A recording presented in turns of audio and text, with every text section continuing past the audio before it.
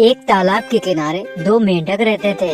वो बड़े अच्छे से ही अपनी जिंदगी को बिता रहे थे और उस तालाब के किनारे दो बैल भी रहते थे। वो दो बैल हमेशा एक साथ काम करते थे और वो जब भी तालाब के किनारे पानी पीने आते थे तो हमेशा एक साथ आते थे।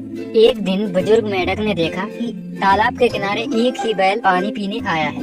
तभी बुजुर्ग मेंढक बैल से पूछता है, सुनो भाई, तुम्हारा दूसरा साथी तुम्हारे साथ पानी क्यों नहीं पीने आया है और वो कहाँ है? तभी बैल ने बड़े गुस्से से जवाब दिया, हम दोनों के बीच लड़ाई हो गई है। तभी बैल वहाँ से पानी पी के चला जाता है और बुजुर्ग मेंढक अपने बच्चों को सलाह देता है, जितनी जल्दी हो सके इस स्थान को छोड़ दो और हम कहीं किसी दूसरे तालाब पर चलेंगे। तभी मेंढक के बच्चे उसकी वजह पूछते हैं कि हम ये तालाब छोड़कर क्यों जाएंगे। तभी बुजुर्ग मेंढक कहता है, जिस स्थान पर नफरत और दुश्मनी हो रहा है वह स्थान किसी खतरे से खाली नहीं है। तभी उन मेंढकों में से एक मेंढक बुजुर्ग मेंढक से कहने लगा, भला उन बैलों की दुश्मनी से हमारा क्या ताल्लुक है?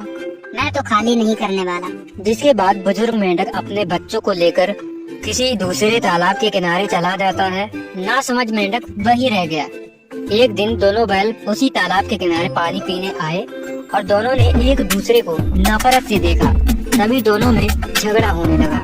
इसके बाद ना समझ मेंढक हो रही बैलों के बीच लड़ाई को देखकर बहुत खुश हुआ और दूर से देख रहा था। दोनों बैल लड़ते लड़ते लहूलुहान हो गए और लड़ते लड़ते उस तालाब में गिर गए और उन बैलों के नीचे वह नासमझ मेंढक भी दब जाता है। वह नासमझ मेंढक निकलने की पूरी कोशिश करता है लेकिन निकल नहीं पाता। जिसके बीच नासमझ मेंढक को बुजुर्ग मेंढक की कही गई बात याद आती है कि दुश्मनी भले दो लोगों के बीच हो लेकिन उनके आसपास रहने वालों के लिए कष्टदायक हो सकता है। इस कहानी से हमने ये सीखा कि बड़ों की कही गई बात हमें माननी चाहिए, वरना आप लोग नुकसान उठाओगे।